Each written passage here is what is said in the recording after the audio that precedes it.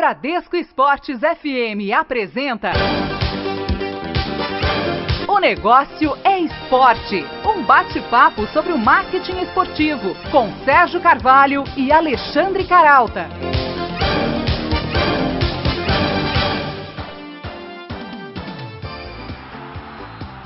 Olá para você ligado na Bradesco Esportes FM, começamos mais uma edição de O Negócio é Esporte e olá também para você que nos ouve pela internet, acessando a nossa página www.onegocioesporte.com.br. E para você também que nos ouve pelo aplicativo Band Rádios. Você pode baixar o aplicativo na Apple Store ou na Google Play Store. E olá também para quem está sempre comigo aqui na apresentação do programa, o também jornalista Alexandre Caralta. Oi, Caralta. E aí, Sérgio, tudo bem? Olá, ouvintes. Olha, um dos muitos desafios para a sonhada modernização do futebol brasileiro está associado aos campeonatos estaduais. Como tornar esses torneios mais atraentes, mais ajustados ao calendário nacional e internacional? Pois é, Carolta, tá aí uma questão importante, complexa e ainda muito longe, distante do ideal. Muito se promete, mas pouco se avança nesse sentido. E no meio de conflitos econômicos e políticos, o torcedor, não raramente, fica perdido. Não é à toa que o Campeonato Carioca do ano passado teve uma média de público inferior a 3 mil espectadores por jogo. Para conter o esvaziamento dos estádios, a Federação do Rio decidiu multar em R$50 mil o clube cujo representante depreciar o torneio. Alguns especialistas em direito consideram a nova regra inconstitucional, pois, segundo eles argumentam, fere o direito à liberdade de expressão. Outra polêmica nessa largada de campeonato estadual gira em torno da queda de braço entre a federação, acompanhada de Vasco e Botafogo, a Federação de Futebol do Rio de Janeiro, que tabelou preços promocionais, e a dupla Fla-Flu, mais o consórcio Maracanã, que reivindicam o direito de determinar os preços dos ingressos quando nos jogos dos quais são os mandantes. E o torcedor, o sócio-torcedor e o estatuto do torcedor ficam boiando no meio dessas incertezas. Bem, diante das velhas e novas confusões, é possível recuperar a graça, a audiência e a utilidade dos campeonatos estaduais? Como reinventá-los? Bem, quem aponta alguns caminhos nesse sentido é o nosso convidado de hoje aqui no Negócio é Esporte, o advogado e professor de Direito Desportivo Pedro Trengrause, integrante da Comissão de Estudos Jurídicos do Conselho Nacional do Esporte. Pedro foi consultor da ONU, da Organização das Nações Unidas, para a Copa do Mundo aqui no Brasil. Foi também vice-presidente jurídico da Federação de Futebol do Rio de Janeiro em 2005. Ele esclarece também se o tabelamento de preços e a multa a críticas negativas ao Campeonato Carioca tem amparo legal. E na caixinha de surpresa dessa semana, a gente relembra uma campanha do Quixote com o Zico. Mas antes, vamos a um rápido giro sobre as novidades do marketing esportivo. Golaços da semana, os negócios no mundo esportivo. A edição deste ano do Super Bowl, disputada no domingo passado, aproveitou a recuperação da economia americana e bateu recordes de audiência e faturamento. Estima-se que a final do futebol americano entre o New England Patriots e o Seattle Seahawks tenha sido vista por mais de 115 milhões de pessoas. A audiência foi impulsionada pela decisão inédita da rede NBC de transmitir o jogo gratuitamente pela internet, como uma tática para conquistar novos assinantes. No Brasil, a ESPN registra um aumento de 800% na quantidade de espectadores que acompanharam a partida pela televisão. Falando em internet, o Facebook também comemora recorde de publicações. Cerca de 65 milhões de pessoas fizeram comentários durante o Super Bowl contra 50 milhões no ano passado. Elas geraram 265 milhões de conteúdos interativos, entre posts, comentários e curtidas. A maioria foi feita por mulheres entre 25 e 34 anos. Os números perdem, no entanto, para a final da Copa 2014. A vitória da Alemanha sobre a Argentina reuniu 88 milhões de pessoas ativas na plataforma, que produziram 280 milhões de mensagens interativas. Este também foi o Super Bowl mais tuitado. Foram 28 milhões e meio de tweets ao longo da partida. Só entre os brasileiros foram contabilizados 807 mil, o dobro do registrado na decisão da Copa do Brasil no ano passado entre Atlético Mineiro e Cruzeiro. Os negócios associados ao Super Bowl correspondem, claro, à audiência superlativa. No mercado brasileiro, a rede de restaurantes Applebee's, por exemplo, comemora um salto de 42% no fluxo de consumidores durante a partida. No setor publicitário, o avanço é igualmente expressivo. Foram movimentados 400 milhões de dólares, o equivalente a R$1 bilhão. Anunciantes de diversos segmentos pagaram 4,5 milhões de dólares por 30 segundos de exposição no intervalo da partida. Nesta babel de marcas, a maioria sem ligação direta com o mundo esportivo, estavam até trailers de novas produções hollywoodianas, como 50 Tons de Cinza e Velozes e Furiosos 7, ambas da Universal, que faz parte do mesmo grupo da rede NBC. A gente selecionou alguns desses comerciais exibidos durante o Super Bowl na nossa página na internet, www.onegocioesporte.com.br. Formado em Direito pela PUC-Rio, Pedro Trengraus é membro da Comissão de Estudos Jurídicos do Conselho Nacional do Esporte e é professor de Direito Desportivo da Fundação Getúlio Vargas e coordenador acadêmico do curso FIFA-FGV em Gestão de Marketing e Direito no Esporte. Com mestrado da FIFA Master, foi consultor da ONU para a legislação esportiva, em especial na Copa do Mundo de 2014. Pedro, muito obrigado pela sua presença mais uma vez aqui no Negócio Esporte. É um prazer receber você. Eu que agradeço o convite, o prazer é todo meu. Pedro, a gente sabe que os campeonatos estaduais vêm perdendo atratividade, público vem sendo alvo aí de muitas críticas, né? No Carioca do ano passado, por exemplo, a média de público ficou abaixo de 3 mil espectadores por jogo. E aí, para evitar supostamente o esvaziamento dos estádios, a Federação de Futebol do Rio decide, com consentimento dos clubes, multarem 50 mil aquele clube cujo representante depreciar publicamente o torneio. Eu queria começar esse papo aqui perguntando para você o que você acha dessa novidade e se não seria para fazer exatamente o contrário, né? Estar aberto aí a críticas, sugestões que possam melhorar o campeonato. Olha, eu respeito muito a federação, mas eu acho que nesse ponto ela está completamente equivocada.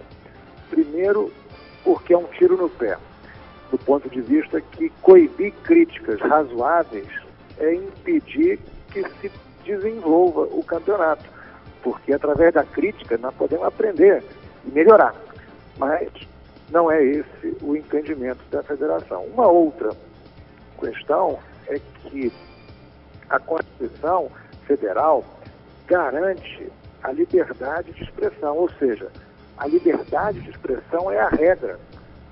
E não sendo calúnia, injúria ou difamação, a pessoa tem que poder falar aquilo que ela quiser.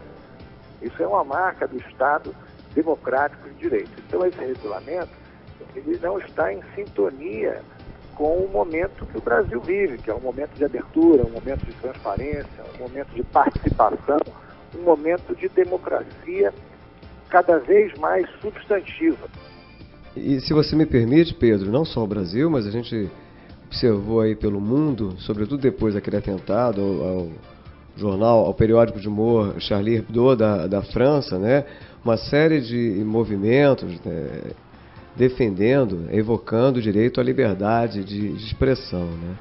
Isso parece também um pouco na contramão dessa onda. Agora é importante que a gente ressalte para o ouvinte que essa regra teve a aprovação, né, dos clubes na reunião do Conselho Arbitral, né? Não foi uma norma determinada arbitrariamente pela federação sem o consentimento dos clubes, não é isso?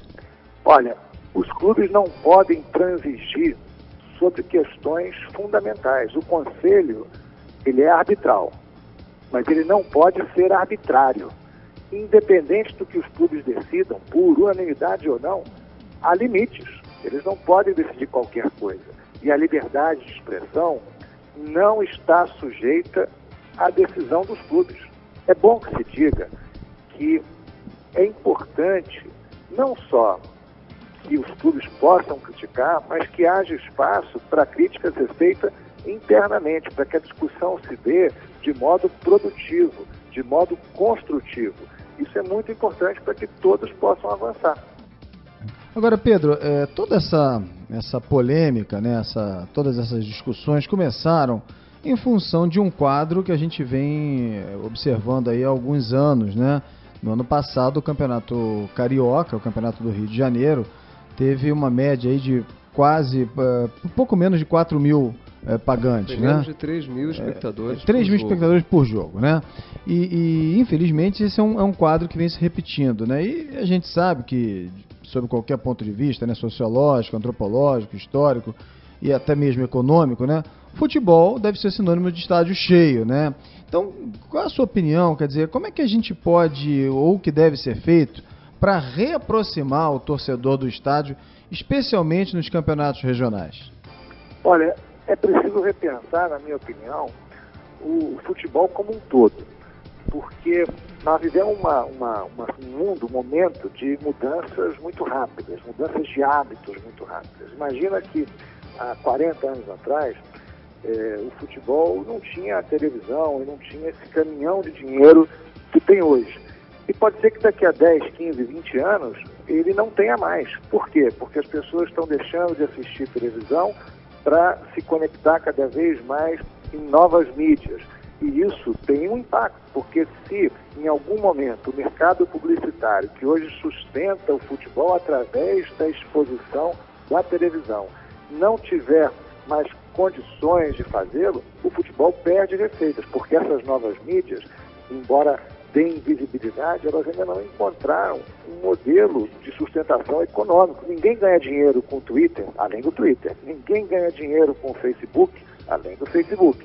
Então, nós temos aí um momento muito interessante. E é preciso repensar o futebol, repensar a posição do futebol na sociedade, e não só tratar do campeonato estadual. Agora, especificamente falando sobre o campeonato estadual, é preciso, na minha opinião, ter a real dimensão do que esse campeonato representa. Porque não dá para se falar mais nesse modelo que deixa 90% dos clubes brasileiros sem atividade durante a maior parte do ano. Nós não podemos olhar para o campeonato estadual enxergando só as questões dos grandes clubes. Nós precisamos olhar para essa grande quantidade de clubes que não têm o que fazer durante boa parte do ano. E o campeonato estadual tem que ser solução para isso, porque é justamente regionalizando as disputas que você conseguiria viabilizar a atividade o ano inteiro, sem sacrificar também os grandes clubes que sofrem, na outra ponta, por um processo de globalização de mão única, onde clubes estrangeiros conseguem desenvolver mercado no Brasil, mas os clubes brasileiros não conseguem desenvolver mercado lá fora. Agora, esse calendário que nós temos hoje no Brasil é um calendário muito amarrado, que vem da FIFA, passa pela Conmebol, chega na CBF e então é colocado para as federações. O campeonato estadual é um dos problemas, mas se a gente pensar na Copa Sul-Americana, que gera menos dinheiro para os clubes do que o Campeonato Estadual do Rio e de São Paulo, nós temos um problema sério para tratar junto à Conmebol. Se a gente pensar na Libertadores, que só gera recursos vantajosos nas suas fases finais para os clubes brasileiros, nós temos que tratar da Libertadores. Aliás, alguém já parou para pensar por que a Champions League consegue reunir mais de 50 países e a gente aqui fica preso numa competição continental com apenas 10 países, quando nós poderíamos disputar uma competição do Canadá ao Chile, que teriam aí com CONCACAF e Conmebol 40 e poucos países, quer dizer, podendo abrir o mercado dos Estados Unidos, que é o maior mercado do mundo. O PIB americano é maior do que o PIB da Europa, e nós não temos condições de aproveitar, de desenvolver esse mercado, porque estamos presos num calendário que amarra o Brasil à Bolívia, ao Paraguai, enfim, a países que não oferecem condições interessantes do ponto de vista econômico para que a gente consiga desenvolver mercado lá. Você falou aí rapidamente, abrir um parênteses aqui, você falou sobre a abertura para mercado, sobretudo para o mercado americano, né, na competição continental, como a gente observa em um similar na Europa, na Champions League. Isso, inclusive, foi levantado de forma muito superficial, preliminar, pelo presidente do Fluminense, o Peter Simpson, quando ele esteve agora lá nos Estados Unidos na pré-temporada, naquele torneio junto com o Corinthians e os dois clubes alemães. Você acha que isso é mais um balão de ensaio ou há perspectivas para isso?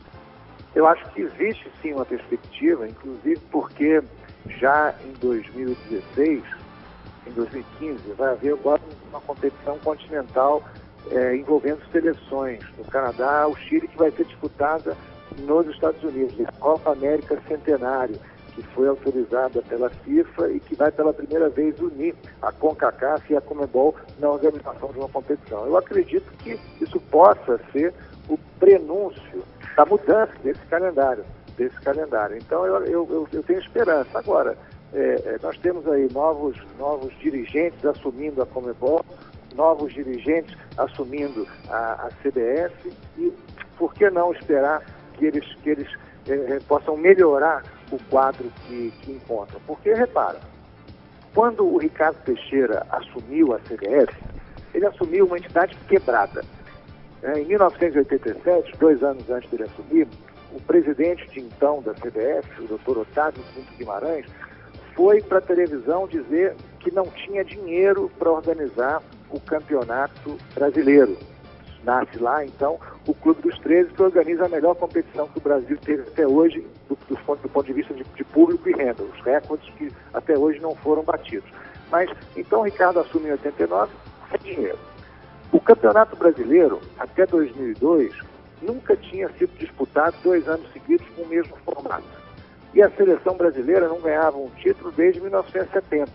Então, durante esse período da gestão Ricardo Teixeira, a CBF enriqueceu. Hoje ela é riquíssima, fatura mais de 400 milhões de reais por ano e tem os maiores contratos de patrocínio do mundo.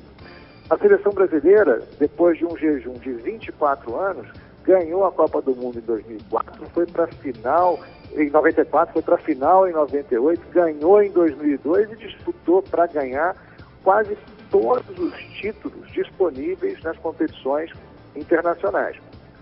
E o Campeonato Brasileiro, em 2002, passa a ter um formato que completou 10 anos, o ano passado, em 2013, com um grande sucesso em relação aos problemas que havia antes. É óbvio que ainda pode melhorar, mas já foi um grande avanço em relação à situação que havia anteriormente.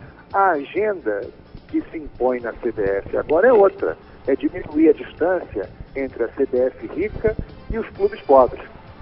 É melhorar esse formato de disputa do Campeonato Brasileiro, é tratar dos interesses do Brasil no plano internacional, melhorando o calendário de competições do futebol brasileiro. Ou seja, eu tenho esperanças de que a nova gestão da CBF tenha condições de melhorar ainda muito mais o futebol brasileiro, porque ela encontra a CBF em condições melhores do que a gestão anterior encontrou.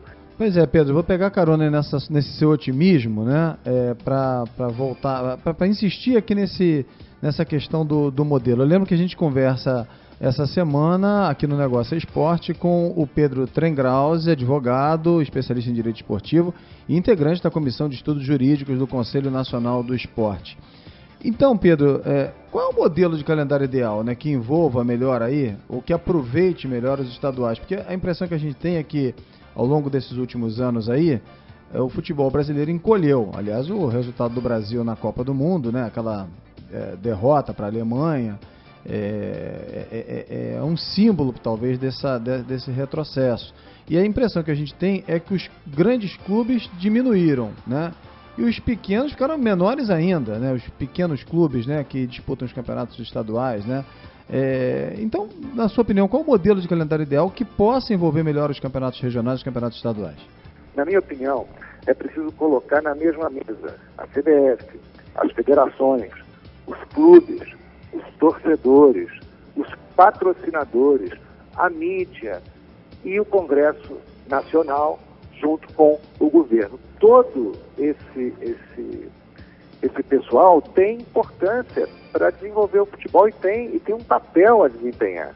Veja você, o novo ministro do Esporte, até agora, não decidiu se vai manter a Secretaria Nacional do Futebol. Quer dizer, o país do futebol, que demorou tanto tempo para ter um órgão no governo capaz de pensar políticas públicas para o futebol, agora pensa em acabar com a Secretaria Nacional do Futebol e sequer nomeou alguém para cuidar do assunto. Ou seja, o Congresso Nacional discutiu durante meses um pacote de medidas para o futebol brasileiro, não conseguiu aprovar e agora está sendo atropelado por uma comissão que o governo criou para fazer uma medida provisória, ou seja, joga fora toda a discussão feita com a sociedade pelo Congresso Nacional. Então, nós temos aí um quadro muito complicado, porque os atores não se falam, né? Os responsáveis pelo futebol brasileiro não conversam. Eu acho que era importante um freio de arrumação. Nós temos aí, por exemplo, agora, a perspectiva de um novo secretário-geral na CBF, que assume em abril, salvo engano, o Dr. Walter Feldman, que é um político importante na história do Brasil, foi presidente da Assembleia Legislativa do Estado de São Paulo, deputado federal, secretário de Esporte em São Paulo, uma pessoa extremamente qualificada, preparada e que, na última eleição presidencial, era o braço direito da Marina, que propunha justamente uma nova forma, uma nova política, um novo ideal, um modelo participativo, transparente, onde as pessoas tivessem muito mais condições de participar dos processos políticos. Quem sabe a nova política comece pelo futebol brasileiro, né? Nelson Rodrigues dizia que o futebol é a metáfora do Brasil. Então, Walter Feldman na CBF é um grande reforço para repensar todo o futebol no país e implementar uma política mais participativa e que consiga congregar todos esses atores relevantes para desenvolver o futebol no país. Eu lembro que a gente conversa hoje no Negócio Esporte com um advogado especializado em direito desportivo, Pedro Tengrauzi, que é integrante da Comissão de Estudos Jurídicos do Conselho Nacional de Esporte, sobre os desafios da gente ter estaduais, ter um futebol mais competitivo, mais atraente para o público. A gente faz agora um rápido intervalo e retomamos na volta o papo com Pedro Tengrauzi. O intervalo é rapidinho, a gente volta já. Um pit stop. O Negócio é Esporte volta já, na Bradesco Esportes FM.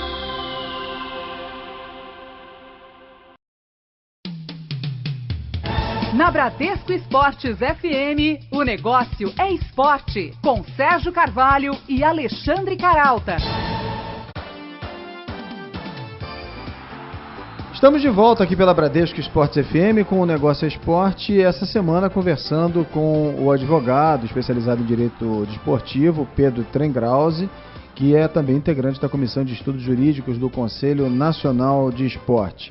Antes da gente retomar esse papo com o Pedro Tengrauzi, vamos a um rápido giro com as notícias do marketing esportivo. Circuito dos Negócios. Não perca o que vem por aí no marketing esportivo.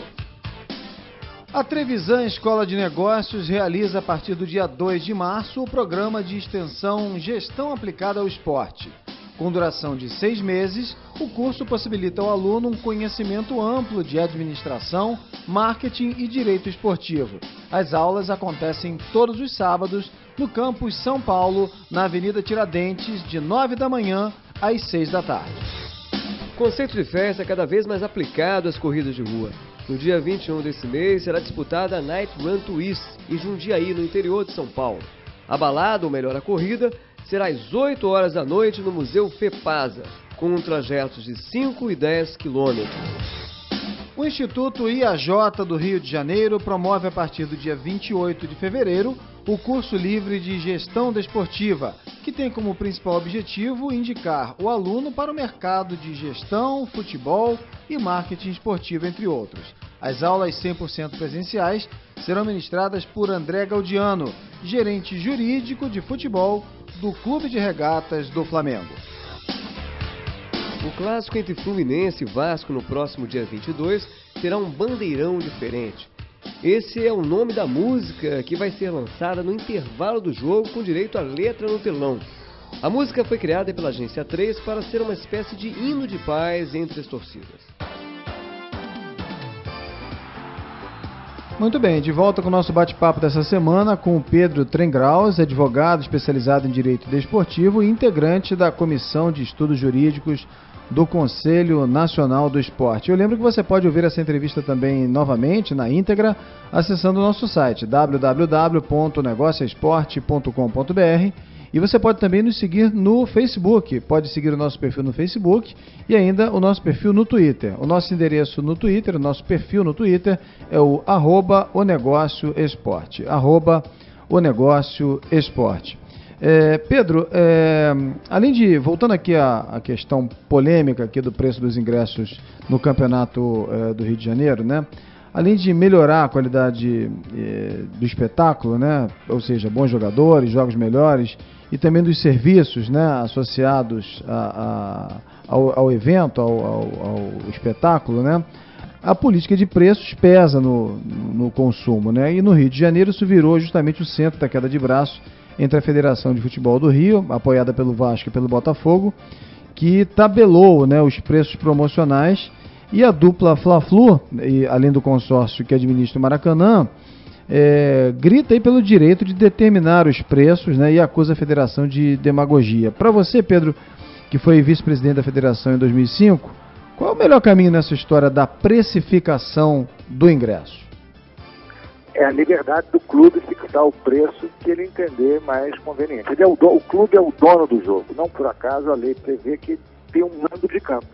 E ele então não pode ser limitado na sua política de preços, até porque o que se vem construindo hoje no Brasil é um programa de sócio-torcedor para fidelizar o torcedor e transformar uma receita virtual em receita corrente. Ou seja, através de uma política diferenciada de ingressos para o sócio-torcedor, os clubes do Brasil buscam tornar recorrente essa receita, que realmente já se faz na Europa há muito tempo, né? Os clubes europeus têm os seus ingressos vendidos por temporada, né? Até porque facilita o planejamento dos clubes. Então, esse tabelamento não só fere a livre iniciativa, que também é um princípio constitucional, como também afronta o Estatuto do Torcedor, porque retira do clube o mando de campo e também é um atentado contra a economia do futebol brasileiro. Imagina, hoje o programa de sócio-torcedor já levou de 150 mil para 1 milhão de pessoas na base de sócios-torcedores. Foram mais de 200 milhões de reais gerados para os clubes nesse período de 2 anos, em que se começou a trabalhar esse programa. E eu acho que é também um contrassenso, um tiro no pé, esse tabelamento. Eu volto a dizer, o Conselho Arbitral não pode tudo. Ele é arbitral, mas não pode ser arbitrário. Os clubes não podem decidir sobre o patrimônio uns dos outros. Não, e além de tudo, né, Pedro, parece ser um pouco simples demais, né, ou bastante amador, né, querer colocar o mesmo preço.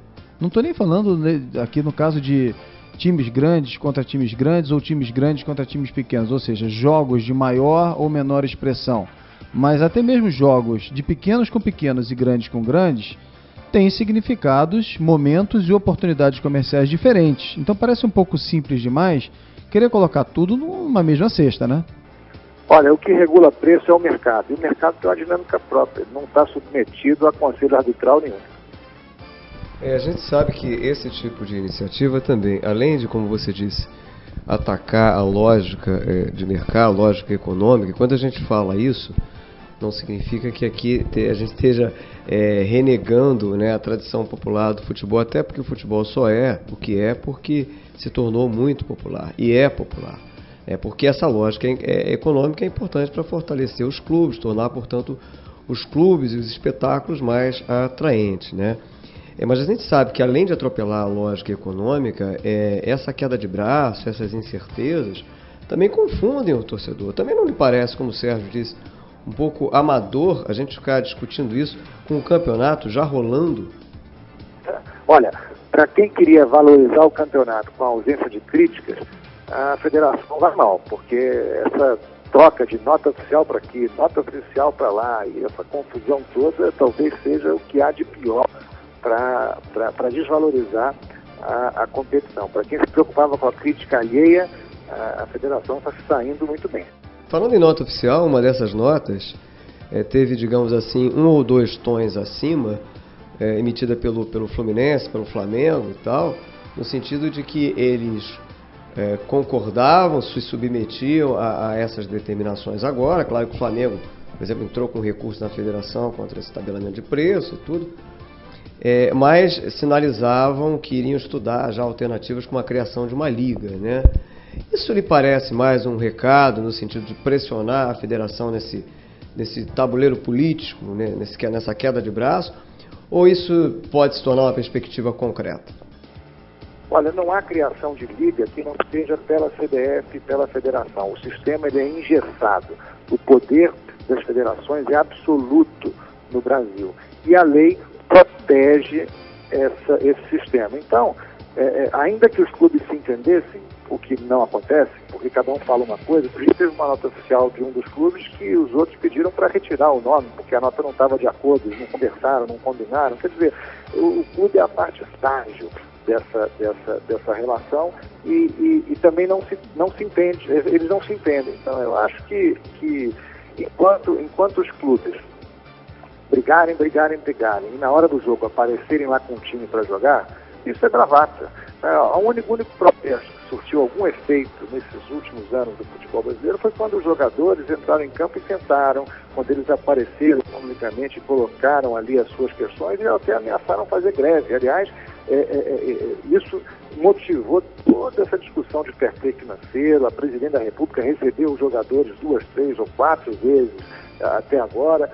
Então, enquanto os clubes quiserem rugir feito leão e se comportar feito carneirinhos, realmente não há condições de esperar nada além do que nós já temos, ou seja, mais do mesmo.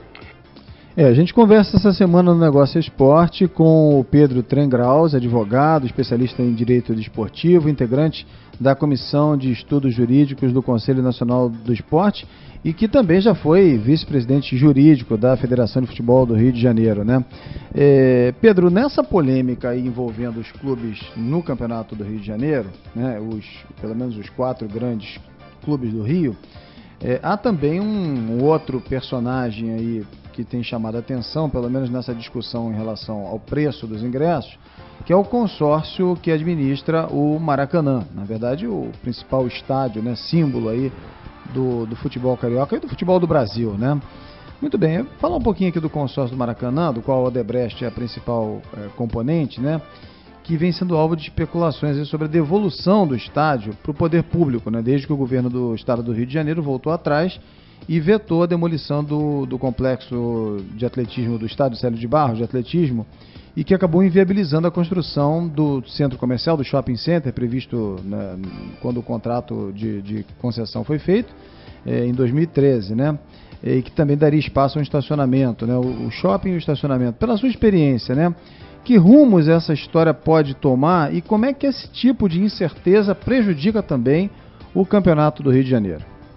Prejudica muito e o governo tem errado demais. Veja você que a Copa do Mundo deixou os clubes dos outros estados, cada um com seu estádio próprio, moderno. Ou seja, São Paulo, cada clube saiu com um estádio próprio, novo. E o Morumbi, inclusive, com a mobilidade urbana resolvida pela Copa do Mundo. No Sul, Inter e Grêmio com estádio novo. Em Belo Horizonte, Atlético com o estádio de Independência modernizado e o Cruzeiro jogando mais no Mineirão.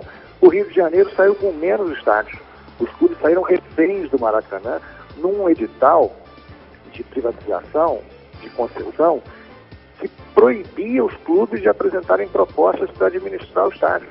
Veja só, aquele que mais interessado não podia administrar o estádio, um contrassenso total. Então, o governo do estado do Rio de Janeiro vem errando a mão em relação ao futebol do estado e isso pesa, sem dúvida nenhuma, para o seu enfraquecimento. Cada clube do Rio de Janeiro poderia ter aproveitado a Copa do Mundo para se modernizar, para ter um estádio próprio, né? E o estado, ele jogou na contramão dessa tendência. Os clubes do estado do Rio saíram reféns do Maracanã e, sem dúvida nenhuma, o consórcio deve estar muito preocupado, porque o modelo de negócio que foi concedido não foi cumprido, não foi concretizado, porque, como você mesmo disse, o governo mudou de ideia ao longo do caminho. Quer dizer, nem os clubes foram beneficiados e até parece que nem mesmo o consórcio está satisfeito, né?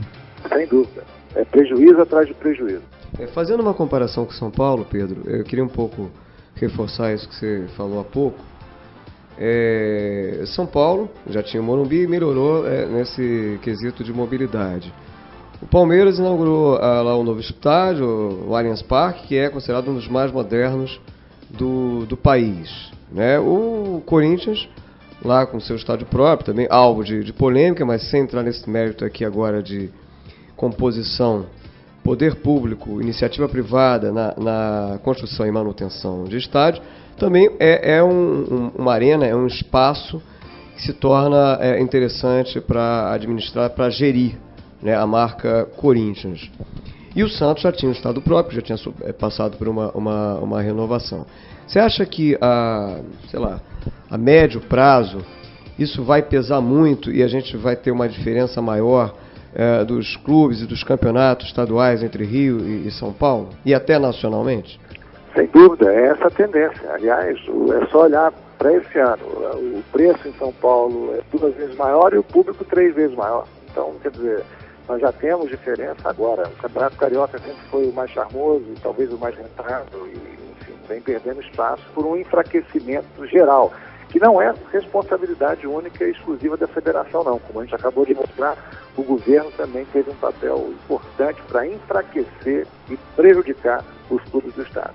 Eu lembro que a gente conversa hoje no Negócio Esporte com um advogado especializado em direito desportivo, Pedro Tengrauzi, que é integrante da Comissão de Estudos Jurídicos do Conselho Nacional de Esporte. Pedro, é claro que a gente sabe que serviços melhores, conveniências melhores e segurança são fundamentais para que o torcedor se reaproxime dos estádios. Mas a gente também não pode se esquecer da importância de ter um bom espetáculo, né? Às vezes a impressão que eu tenho é que muito se discute o que é legítimo, é correto, é necessário, né, em torno dessas conveniências como estacionamento, lojas, restaurantes e principalmente segurança, mas a gente acaba deixando à margem o que é fundamental para atrair o público, a qualidade do espetáculo. Como é que você avalia hoje a qualidade do que é oferecido nos campeonatos estaduais? Bom, eu acho que está tudo interligado. É preciso tratar essa doença generalizada que se instalou no futebol brasileiro. O enfraquecimento dos clubes gera tudo isso que você mencionou. É preciso fortalecer os clubes para que eles tenham condições de investir nas categorias de base, é preciso fortalecer os outros clubes menores que têm condições de servir, de desempenhar um papel importante na formação de novos talentos, né? É preciso um tratamento de choque no futebol brasileiro. E os jogadores também fazem parte desse cenário, né, desse enredo aí, e é sobre isso que a gente vai conversar daqui a pouquinho no próximo bloco. Queria saber um pouquinho da importância do Bom Senso Futebol Clube nesse atual momento que a gente vive aqui no futebol brasileiro. A gente conversa essa semana com um advogado especializado em direito desportivo, integrante da Comissão de Estudos Jurídicos do Conselho Nacional do Esporte, o Pedro Tengrauzi, e a gente faz agora um rápido intervalo. Daqui a pouquinho a gente está de volta nesse bate-papo aqui pela Bradesco Esportes FM. Até já. Um pit stop. O negócio é esporte. Volta já na Bradesco Esportes FM.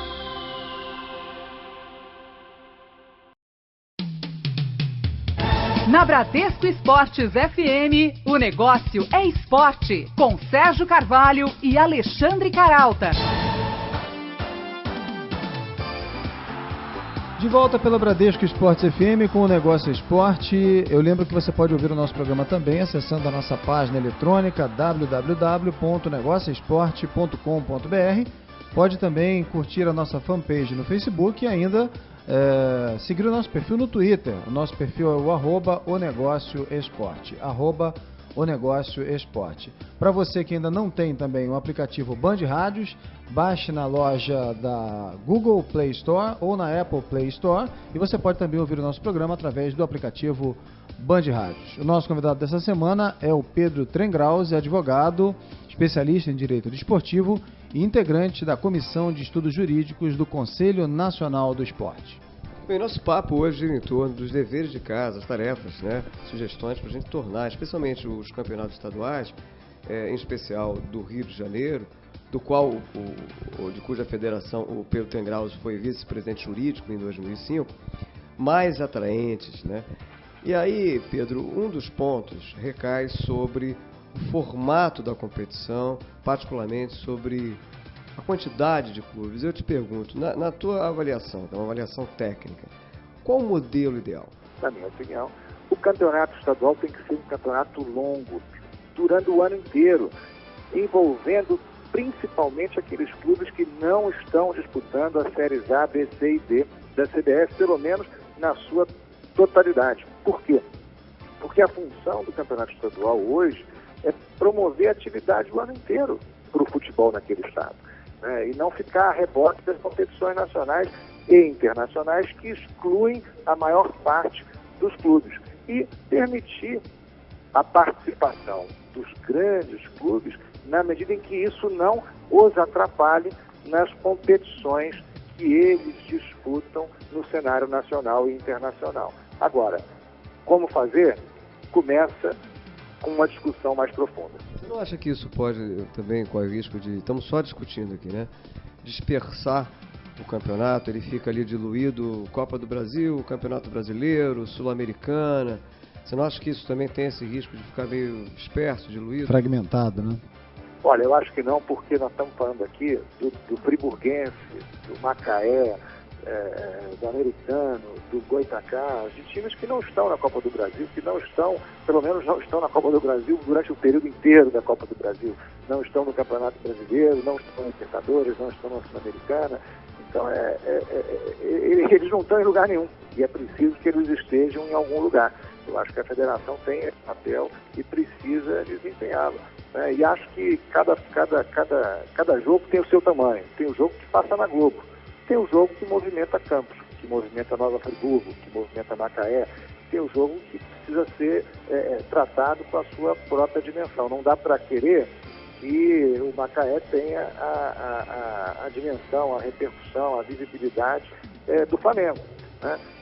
Claro que é preciso que o Macaé jogue com o Flamengo, é fundamental. Agora, ele não precisa jogar toda hora com o Flamengo, ele não precisa colocar o Flamengo no mesmo patamar que ele durante essa competição do estadual, porque você nivela por baixo ao invés de nivelar por cima. Agora, eu não sei a solução para isso. Agora, o que eu tenho certeza é que esse assunto merece ser discutido. Rapidinho, Pedro, você falou em... existe uma máxima, já um lugar comum, de que o Campeonato Estadual do Rio é o mais charmoso e tal. E sem querer entrar nesse mérito, sem juízo de valor, né, a gente sabe que a participação dos clubes, os chamados clubes de subúrbio, né, sempre foi importante, né, o São Cristóvão, o Olaria, o Monsucesso. Bangu. E isso veio perdendo espaço até para clubes que têm apoio de prefeituras de cidades do interior.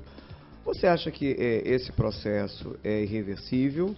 Ou você acha que dá para conviver com uma recuperação dos clubes de bairro? E eu queria também que você comentasse rapidamente, fazendo uma comparação com São Paulo. A gente sabe que o Red Bull, né, subiu para a primeira divisão e está disputando o campeonato estadual São Paulo da primeira divisão Red Bull, que é um modelo diferente, né, de clube. Eu queria que você fizesse um comentário sobre isso e traçando aí um paralelo com os clubes subúrbio do Rio. Olha, o apoio das prefeituras e do governo é fundamental. Basta olhar o futebol de Santa Catarina, que há alguns anos não tinha time nenhum na primeira divisão e hoje tem 3 ou 4. Então, com apoio das prefeituras e do governo. Basta olhar São Paulo, o interior de São Paulo, lembra do São Caetano, Jundiaí e vários outros. O atual campeão paulista, o Ituano, né? Exatamente, com apoio do poder público, né?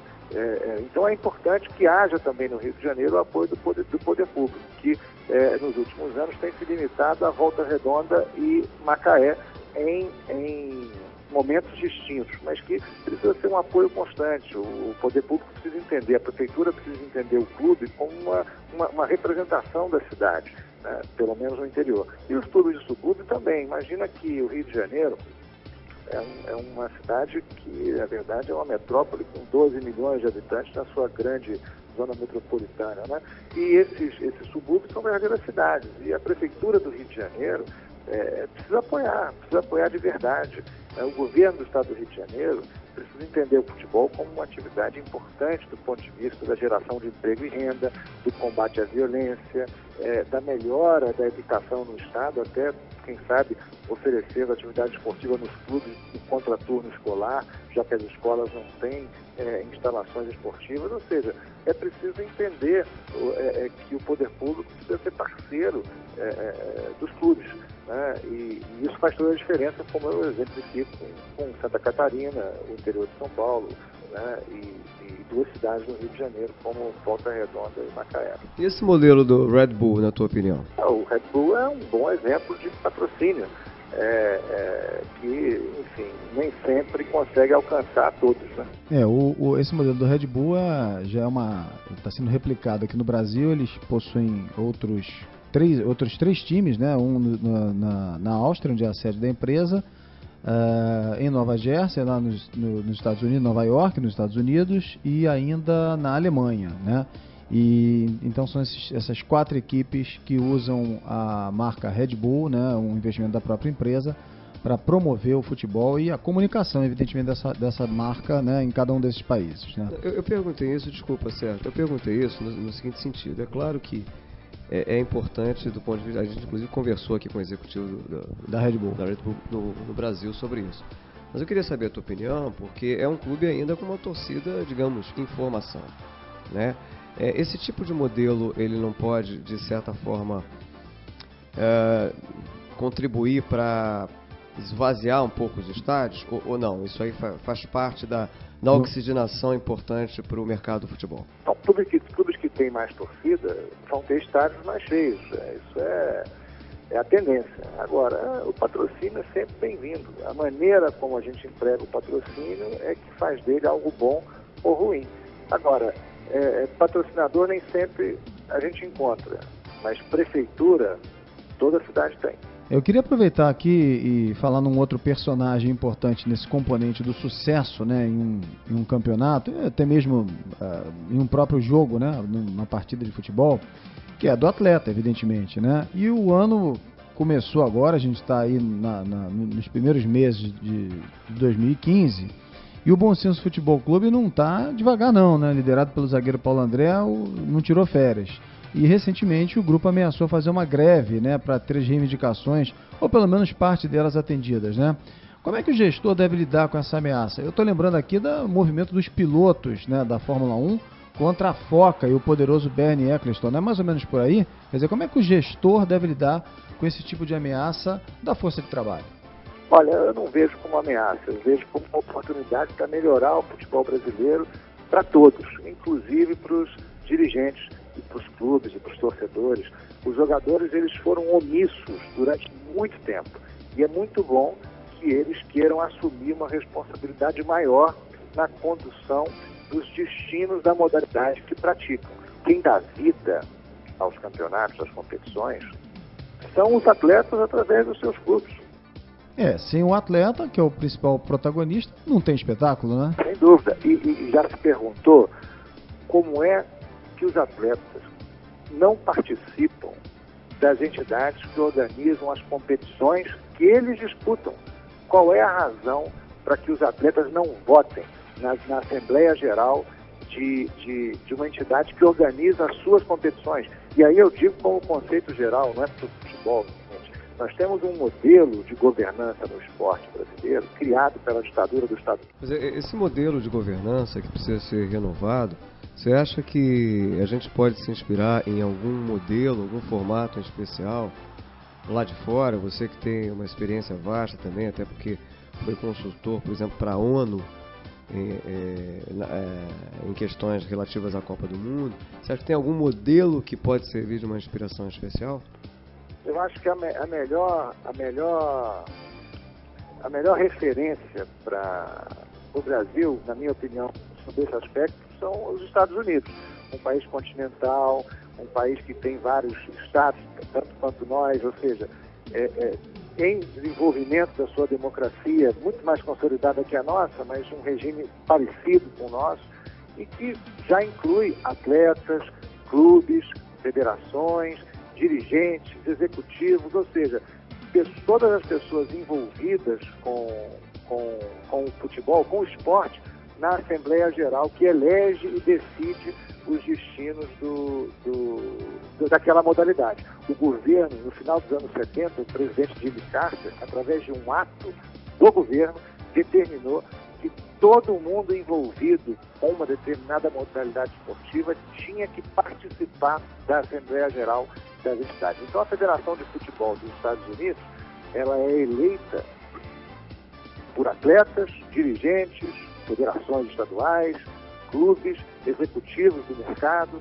numa eleição muito mais democrática e representativa. Talvez esse seja um bom modelo. A gente conversa essa semana aqui no Negócio Esporte com Pedro Trengraus, advogado, especialista em direito desportivo, integrante da Comissão de Estudos Jurídicos do Conselho Nacional do Esporte.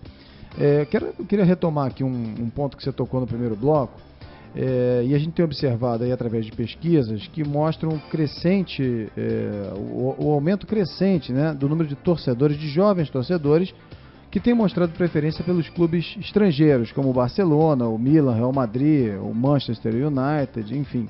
Alguns deles até já criaram escolinhas de futebol aqui no Brasil e têm investido pesado, né, em outros mercados fora da Europa, como o mercado asiático, aqui na América do Sul e também até na América do Norte, né, nos Estados Unidos principalmente, né. E essa concorrência vem até não só no futebol, mas também nas redes sociais e principalmente nos videogames. Como fazer para driblar essa concorrência com os clubes estrangeiros, né? E ao mesmo tempo manter aí uma proximidade, né? Aproveitando o campeonato estadual, fidelizando o torcedor dentro da cidade, com os seus clubes, com o clube do bairro, o clube da sua cidade. Olha, essa questão ela vai desde o que o clube faz localmente até a presença global que os clubes brasileiros precisam ter. Agora, para ter presença global, é preciso disputar uma competição de alcance global. A Champions League, ela é assistida no Brasil. A final da Libertadores, por acaso, é assistida na Europa. Então, nós precisamos encontrar uma competição que interesse ao mundo. Talvez essa competição do Canadá ao Chile seja uma solução, ou seja, a solução para que o futebol do continente seja interessante no mundo inteiro, que é o que acontece na Europa. Aliás, um outro fator é que os principais atletas do mundo estão disputando as competições na Europa. Então o mundo inteiro segue os seus atletas. Talvez a internacionalização do futebol brasileiro passe por essa tendência de trazer jogadores de fora. E para isso nós precisamos ter uma economia mais forte, e uma economia não só do país, mas uma economia do futebol, porque a economia brasileira, mesmo em crise, é comparada à economia italiana, à economia espanhola, à economia portuguesa, e esses clubes, até com economias menos sólidas que a nossa, menos pujantes que a nossa, conseguem levar nossos jogadores e ter uma presença global que nós não temos. Eu lembro recentemente, com o estudo da Deloitte, né, apontou que a diferença entre o principal mercado do futebol no mundo, a Europa, e aqueles mercados considerados periféricos, nos quais o Brasil até se encontra, apesar de toda a pujança, né, dos 5 títulos mundiais, essa distância tenderia a crescer, né? Você concorda com essa perspectiva? Acha que se não tomarmos cuidado, a tendência é a gente ficar na periferia do mercado do futebol? A tendência é essa, sem dúvida nenhuma. Muito bem, a gente conversou essa semana aqui no Negócio Esporte com um advogado especialista em direito desportivo, integrante da Comissão de Estudos Jurídicos do Conselho Nacional do Esporte, o advogado Pedro Trengraus. A gente está chegando ao final do nosso programa, então está na hora do nosso apito final. E no nosso apito final de hoje, com o Pedro Trengraus, advogado especialista em direito desportivo, eu começo, Pedro, perguntando a você sobre uma jogada de mestre. A jogada de mestre é o programa de sócio-torcedor que mudou o panorama das receitas dos clubes brasileiros. O Cruzeiro, por exemplo, atual campeão, consegue pagar 2/3 da sua folha com as receitas do programa de sócio-torcedor.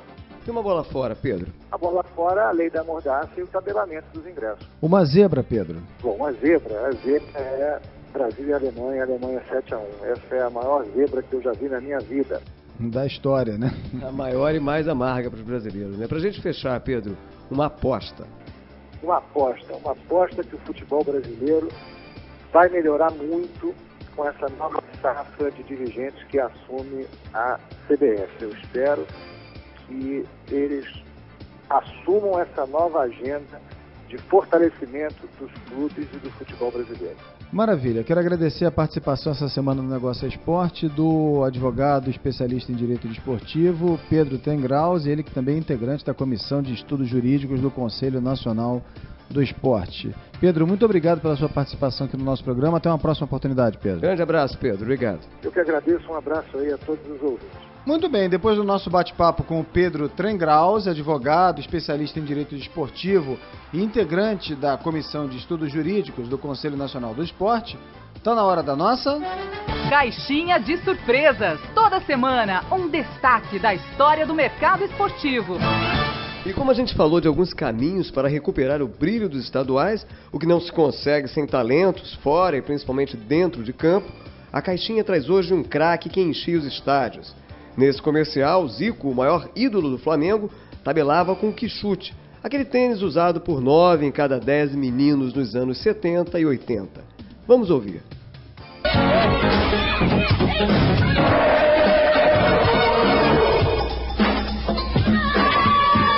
A gente logo conhece um craque de futebol. Ele tem jogo de cintura, força, fibra e muita garra. E quem começa no futebol com um craque assim, tem tudo para ser um campeão. Que chute, calce esta força. Bem, você pode ver e ouvir essa e outras peças publicitárias garimpadas aqui pelo nosso programa, acessando a nossa página na internet, www.onegocioesporte.com.br. E assim a gente encerra o Negócio Esporte de hoje, que teve a edição de Alan Seraredes. O Negócio Esporte é uma produção da Statcom Comunicação em parceria com o Grupo Bandeirantes. E a gente volta no domingo que vem, sempre aqui pela Bradesco Esportes FM e também no nosso site www.negocioesporte.com.br com mais um bate-papo sobre o marketing esportivo. Até lá! Na Bradesco Esportes FM, o negócio é esporte, com Sérgio Carvalho e Alexandre Caralta.